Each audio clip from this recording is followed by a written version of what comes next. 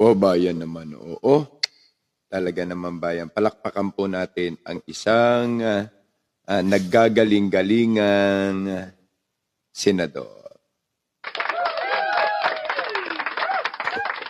Opo, at obvious na obvious po kung titignan natin yung daluyong at takbo ng investigasyon.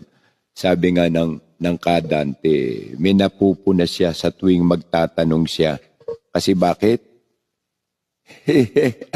Si Lukring ang sumasagot.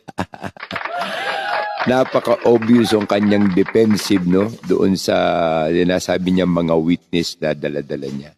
Ito yung magaling sa mga tarantadong tao ba?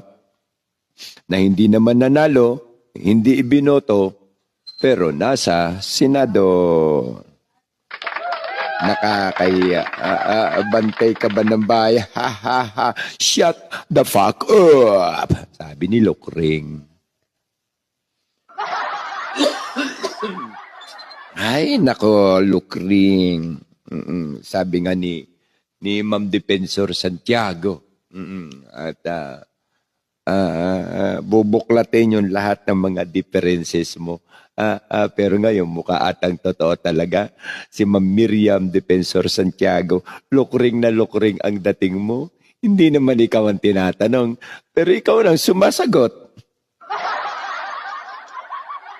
Obvious na obvious, lukring. Kapag ikaw ang sinundo ng gaba, magpipiesta lahat ng mga dependent, asawa at magulang ng Kuratong Baliling, katulad din sa pesteng akop. Na wala namang ginawa kundi isang matayog at nakakawalang hiyang sitwasyon. Ano nakalagay? Bilyones sa likod ng kanyang kamatayan. Ngayon ikaw, Lukring. Sa palagay mo, Lukring, ilan ng mamamayan ang napapaniwala mo, Lukring? Dahil sa iyong tinatawag na katarantaduan. Alam mo, Lukring, kahit 10 pang Lukring ang umupo diyan, isama mo pa ang patipatot panabla mo na si Tuta Soto, lulutang lang ang pagiging tanga nyo at gago.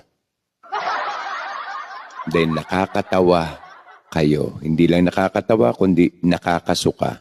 Ang problema,